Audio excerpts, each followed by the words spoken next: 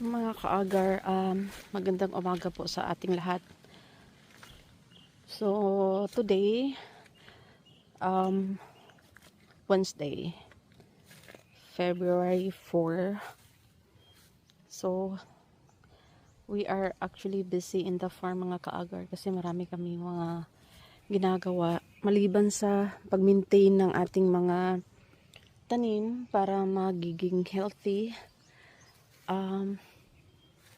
Maliban sa pag-germinate ng mga seeds, tulad ng ginagawa namin every week dito sa farm, meron din po tayong mga construction na ginagawa dito sa farm mga kaagar. Kasi maganda yung pag may bisita tayo, pwede na sila ditong matulog sa farm.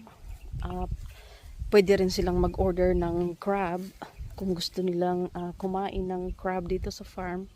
Kasi may project naman si Doc na vertical crab farming o fattening.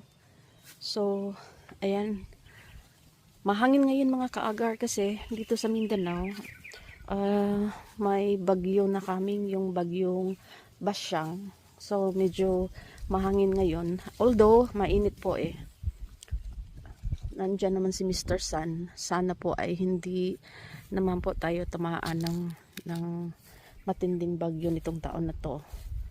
Kasi kawawa yung ating mga tanim.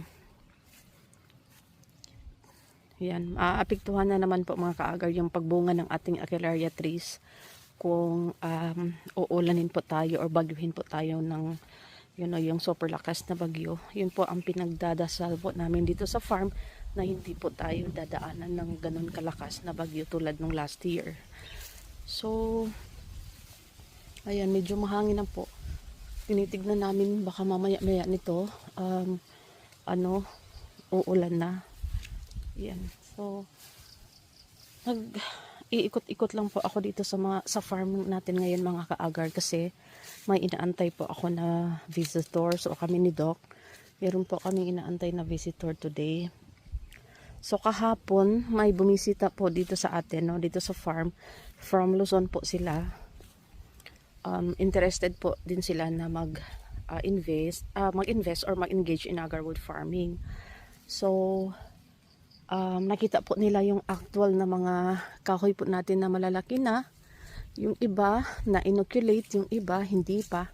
Tapos nakita din po nila yung ilan-ilan yung mga trees natin na may mga may mga bunga. Ayan. Kaya mas lalo pong na-motivate yung mga tao na